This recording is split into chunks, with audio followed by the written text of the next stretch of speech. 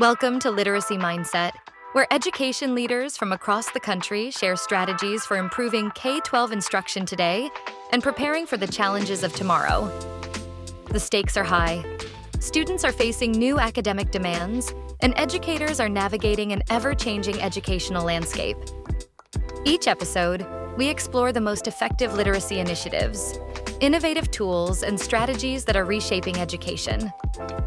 Whether you're an educator looking to improve student outcomes or passionate about driving meaningful change in schools, the Literacy Mindset brings you the insights and strategies you need to stay ahead.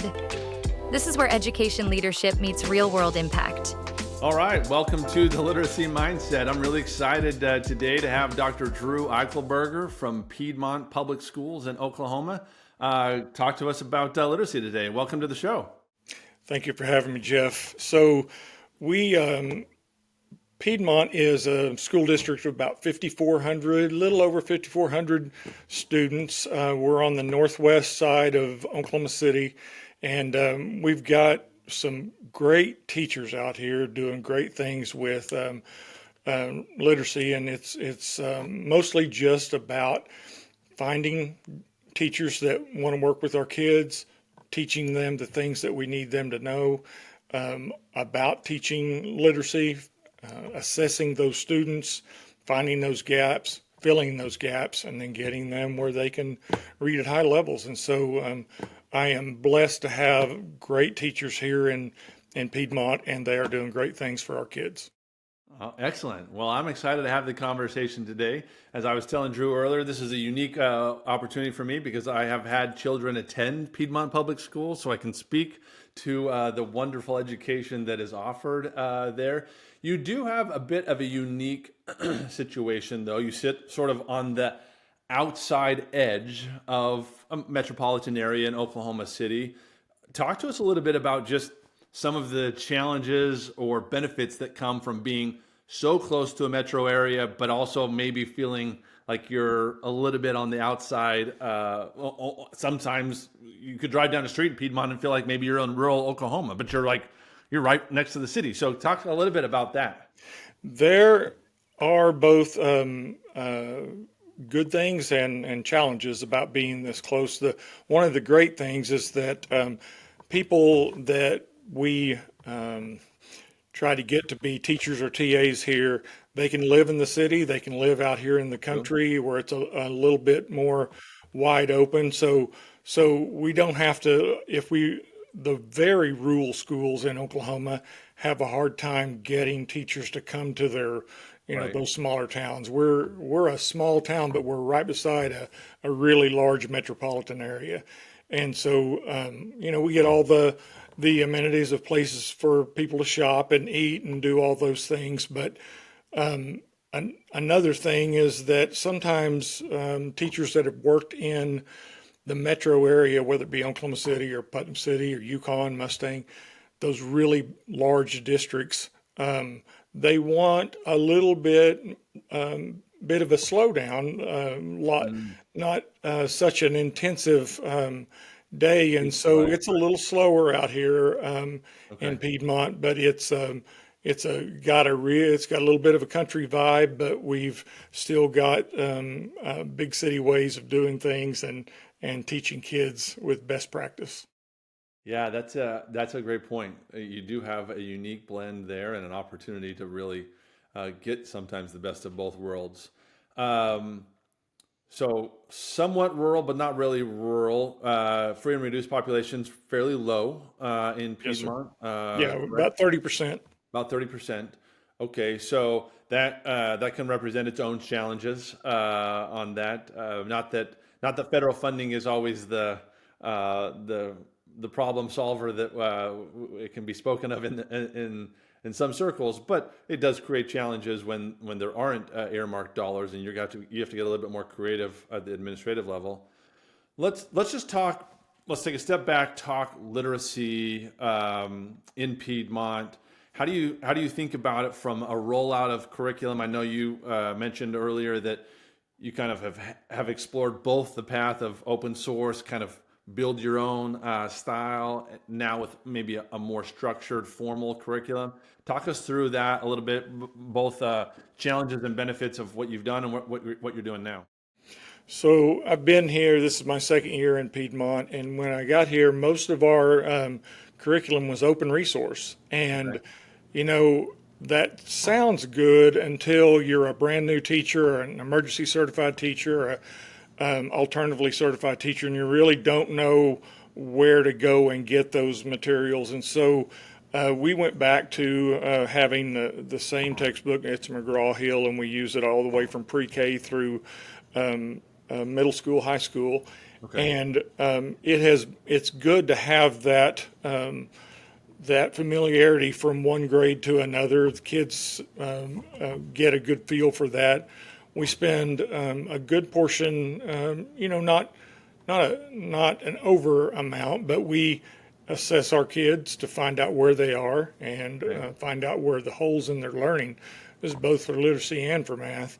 And then we, you know, teach to those specific skills so that we can, you know, it's just like when you take your car to a auto body shop, you know, they fix the things that are wrong, and that's what we want to do.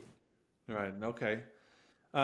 So formal curriculum now, working through this is interesting for you. We talked a little bit about your background being a high school teacher, and now, you know, middle school, junior high, high school teachers, they have kids in their classroom sometimes that are not reading on grade level, you know, might be multiple grade levels behind. And yet, as a seventh grade teacher, I wasn't necessarily trained in how to teach phonics or phonemes or sounds, blends. What kind of support do you provide your secondary teachers that, you know, have to deal with literacy challenges in their classrooms? So we started a new program this year. We've got a really innovative curriculum department here in Piedmont, and we were talking about the fact that we do really good things in literacy with our pre-K, kindergarten, all the way through fifth grade, fifth and sixth grade. But what we realized is that we're doing nothing for our middle schoolers, so seventh and eighth graders. And not all of our kids were reading on grade level in seventh or eighth grade level. So we started a program with a teacher and a TA, and we do, it's an elective, but it's a by choice elective. So we put those kids based on their reading scores into that class, and they have really intensive everyday small group instruction with a teacher and a TA, and they work through those skills that they need. And when they get done, then we move them back out to a different elective when we move some other kids in, and it's been really successful. We've had a lot of kids, a lot of parents that are very happy that we are continuing to address those needs all the way through middle and high school. Yeah, that's excellent. I do think that is a challenge that so many districts face, is what happens when you get into the seventh, eighth grades, and how do you address that? So that sounds great. What do you let's go literacy adjacent here for a second. Obviously, I love talking about technology. What does the district think about technology? How do you incorporate that? Do you look for literacy programs or initiatives that are technologically based? Is it just a side benefit if they are? Like, how do you guys think about technology as it relates to just instructional models within the district? Well, we've got literacy, or we've got technology from second grade one, Okay. from second grade through high school, and so we've got we feel like our kids have a lot of opportunities with curriculum, with technology, but we don't want them to be just totally dependent on technology. So we still want them to have books in their hands, paper books. They do a lot of work online and assessments that are online. And when we get, McGraw-Hill has a whole technology side to their language arts portion that we purchased. But we want to moderate that. We want to have they're going to have to use technology in the real world, Right. but they're all also going to have to be able to talk to each other and to have conversations and to do things that are not technology. Okay. Yeah. Do you find there to be community support for technology solutions, or like I feel like at times there's a growing technology as a distraction, keep it out, and obviously that can become very different in the elementary grades versus in the secondary grades, where maybe phones in a classroom are a distraction that are impeding instruction. But how does the community embrace technology in the district? We are blessed with an incredibly supportive community. I'm going to give you an example of that, and then we'll go back to technology. We had a bond issue last April 2nd of 2024, this calendar year, and it passed by 81%. So it was an overwhelming support of what we do. Our parents are involved, but they believe that our teachers are the professional educators and that they know best. So that we work hand in hand with those parents, and I think that our teachers, what we want to offer our parents is a lot of transparency. We want to communicate well. We want to have positive customer service. So when they see a teacher say, we need to do this on a Chromebook or some kind of technology, they're there for that. And if they say, hey, we need them to, this is a paper and pencil exercise, they're also there for that too. Yeah, that's great to have that kind of support as you work on and think through initiatives. We talked a little bit about your new intervention model in the secondary schools. How do you guys think about intervention, maybe just broadly, as you think about gaps that you said you identify through assessments? Like, is there a specific structural way that you look at intervention? Is it case by case, depending on the building? Maybe they do it a little bit different. Or how do you guys think about intervention? Well, we're trying to implement response to intervention RTI, Okay. but I couldn't tell you that we're 100% RTI yet. Sure. But our teachers are learning about it. We're sending them to workshops. We're spending time professionally developing them here. We do some summer professional development for our teachers. But ultimately, what we want to know is we want to teach kids the Oklahoma standards, the OAS, Oklahoma academic standards. And then we want to assess them to see what they learned, and then we teach them what they didn't get. So that's a really simplified way of thinking, but really it's the way we look at it is that we teach kids what they don't know, and we have to assess them to know that. Got it. Okay. One of the things that sometimes gets talked about or discussed when you marry technology with curriculum and instruction is the concept of personalized learning.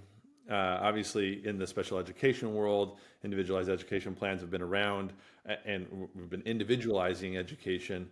But how do you guys think about personalized learning? Is it more of a buzzword, like, yeah, of course we're doing that, but that's more of an outside force, or is that something that you guys embrace and you really work on trying to make sure that learning is personalized? Maybe talk us through a little bit of a personalized learning thread. With respect to personalized learning, absolutely a student that's on an IEP or a 504 is going to have specific learning. But then we also have those kids that are gifted and talented, and we have a number of them. And to do that, we have to have personalized learning. Then you have that big body of kids in the middle. And so we try to do the best we can to personalize that learning for them too, and to meet them at their interest and to motivate them to continue to be engaged. But it is a challenge for a teacher to be all things to all kids. Right. If you leave it on her plate alone to just figure out how to individualize or personalize or differentiate learning, that's a lot. Yes. So, okay. What do you feel is maybe some of the biggest challenges around that? Like we talked about, are there certain things that maybe you can speak to specifically that, like, is it class size? Is class size maybe the biggest driver of what impedes differentiated instruction? We would like to have class sizes at 20. We have class sizes as high as 25 or 6 because of our growth. Sure. And we just don't have the space for another classroom. So we have to have more in a classroom. I think that's the biggest driver. If you had 15 kids per a teacher or a teacher and a TA in every room, that makes it a little bit easier for a teacher to give that individualized instruction. But at 25, 27, and all those kids are on varying grade levels with, ability levels, really, not grade levels. Yeah. Yeah, no, I agree. I do think that is a major challenge of it. And maybe one of the ways that technology can help, right? If you can provide technological partners to teachers in the room that might be able to help do some of the assessing and sorting for you. All right, here's a little opportunity for you to speak highly and talk about your leadership team a little bit. You just went through, in the time that you've been here, this shift from more of an open sourced core curriculum to a formal textbook and McGraw-Hill implementation, as you described.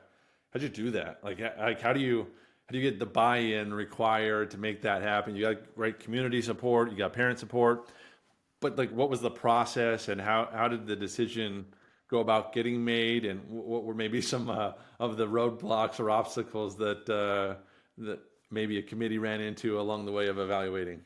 So that's a great question. Our curriculum director here is, she understands that you can't just figure out what curriculum you want them to be because you think it's the best and then give it to teachers.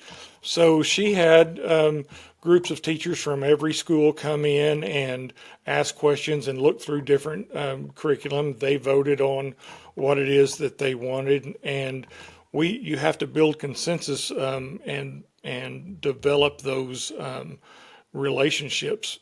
I believe that our teachers really they've come in to do essential standards and to unwrap standards here and with our curriculum director, and she's built a relationship and a rapport to the point where they trust her, and so they made that decision together. They didn't have that done to them, and they were so appreciative. When you don't have a textbook as a resource, once you've been without it, I think that you really appreciate the fact that you can use that.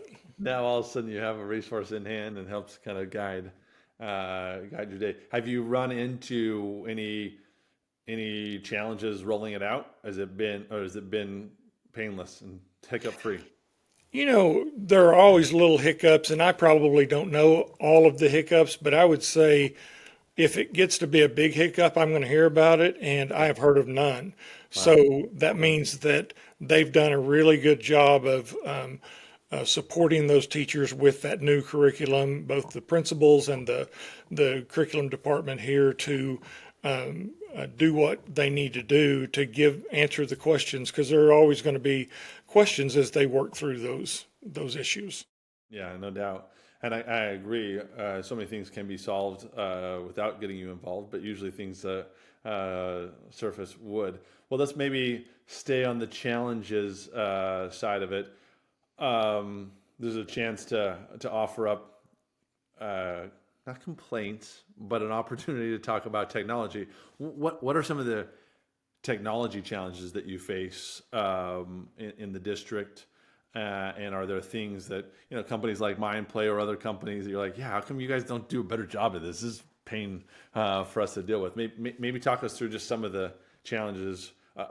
We've talked a little bit about the benefit and upside of technology, but what are the challenges?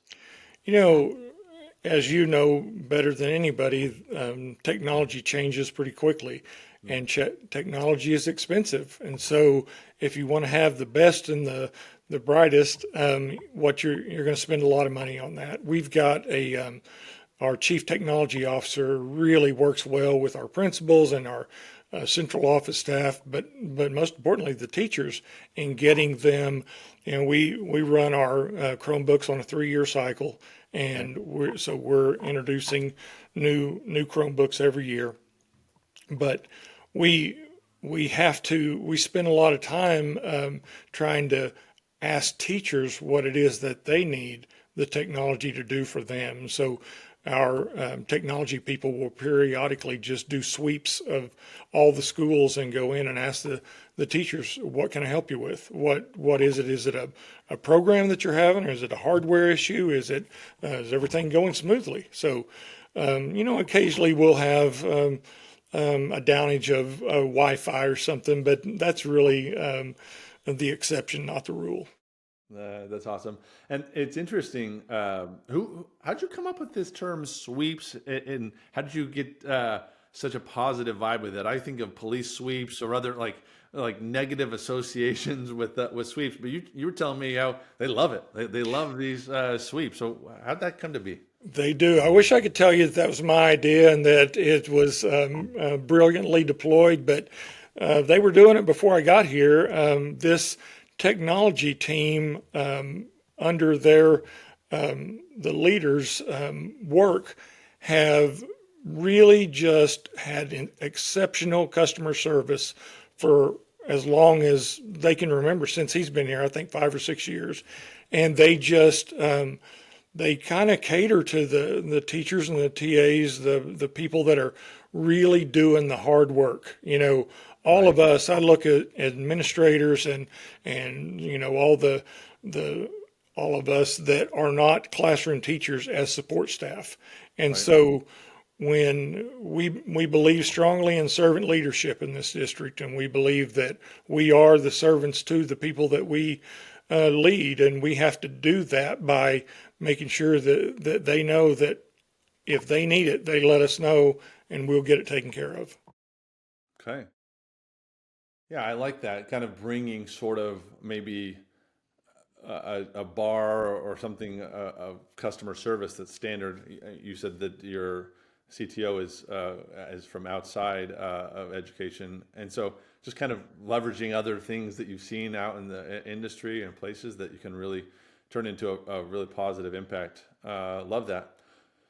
Okay, let's talk about let's talk about some hard topics for a second. Let's see. What are some of the specific funding challenges that you face as you think about rolling out? We talked about technology, right? It's expensive, hard to keep pace with it. What about just relative to literacy curriculum and initiatives? How do you think about those? And yeah, we talked a little bit about title dollars and not having as much to earmark for special services. So what are some of the funding challenges that you face rolling out curriculum? Well, one of the biggest funding challenges, I spent almost 20 years in Putnam City. We were a Title I district. All the schools were Title I. And so we got a healthy amount of money that we could have additional teachers and resources. We don't have that here. We've got a very small amount of Title I money that comes from the federal government. And so we don't get that Title VI money where it's for professional development.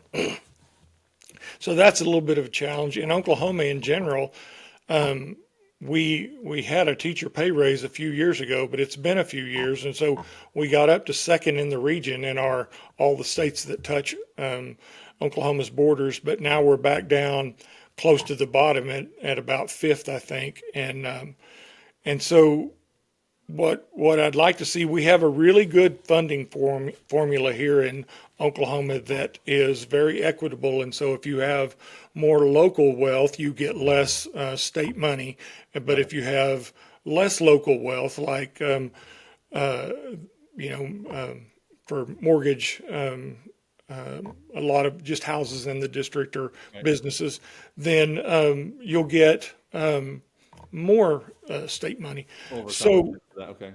so consequently, what I'd like to see is more money put into that formula. You know, our formula hasn't even kept up with inflation, and you know we had massive inflation. The whole nation did for a while. It's gone down to 3 or 4%, but we need some additional money so we can do some of those programs like the one that I talked about with you at the middle school.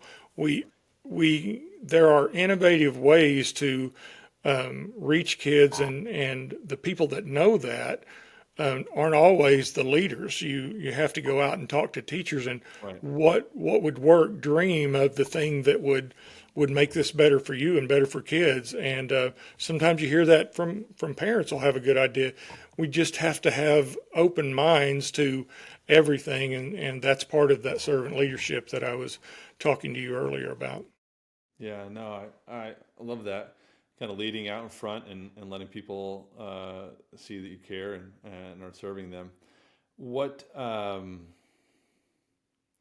the thread of funding there, what were the specific impacts maybe of inflation? Or are there places that you could call out maybe for those that aren't as deeply involved in how funding cycles or algorithms work? Like what did you get hit hardest on? One of the hardest hits was to construction. So we're trying to build 2 new buildings with our bond money that we just passed, and the cost of both materials for instruction and the cost of labor for instruction is really, really high. It's I'll give you an example. About 10 years ago, they built an intermediate school here, and they spent $17 million on it. Okay. It's going to cost that same building. We're basically building that building is 34 million now. So, Much. yes. Wow. Yeah. Okay. So just not maybe significantly different than any individual household income, as your money just doesn't go as far, right? That's exactly right. So everything was higher.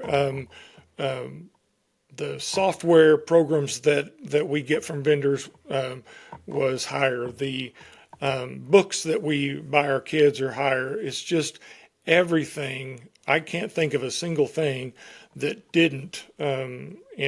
Prices were inflated as a result of all the inflation. Got it. Okay.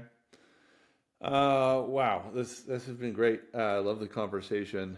How do you think about where this is going? Well, let's do that. We could talk all day long.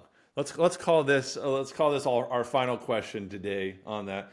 Give me a Dr. Eichelberger crystal ball view of what of what this looks like in 5, maybe 10 years. Are things on a trajectory that will look pretty similar? We're in a good spot there, barring any radical pandemic or anything like that. But or are there trends that you see like, no, I actually think that there will be some things quite different in 5 to 10 years? I'll tell you, I think that AI is going to play a big part in what how we teach. When AI first came around, we were all talking about, or teachers were talking about, well, we have to make sure they're not cheating by using AI. But what the experts are saying now is you're doing your kids a disservice if you're not teaching them how to use AI properly. And so I think that AI is here to stay, and it will be a big part of how we teach, what we teach. There's so much. I think 5 years it'll look a lot different. 10 years it'll be even more. And so that's one piece of it.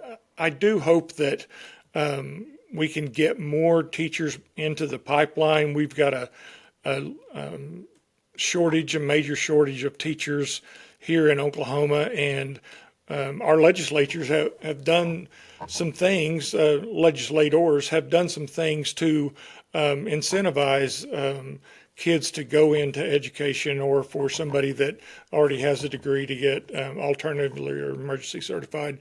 I see that shifting, and I think we're making some gains there, but we need more faster. We don't have enough quality teachers. And then finally, I think that we're going to have to spend some time. We really have to change the idea about what professional development is. Professional development is just us growing. Everybody should get better. You don't want to go to a doctor that doesn't get better than he was when he came out of med school, and you don't want a teacher that's only as good as they were when they got out of college. So we just have to say everybody can get better.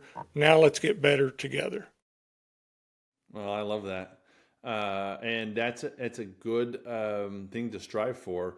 A bit of a pitch on getting into education. Everyone out there listening, we need the best and the brightest. It's going to take a lot to continue to do great by the students that we serve. Drew, it's been a pleasure. Thank you for joining me today to discuss things on the literacy mindset. Thank you, Jeff. It's been a pleasure. Thanks for tuning in. If you found today's conversation insightful, be sure to subscribe to Literacy Mindset. You can also follow us on LinkedIn and YouTube for updates, resources, and to join the conversation. Have a topic you'd like us to explore? Let us know. We'd love to hear from you. Until next time.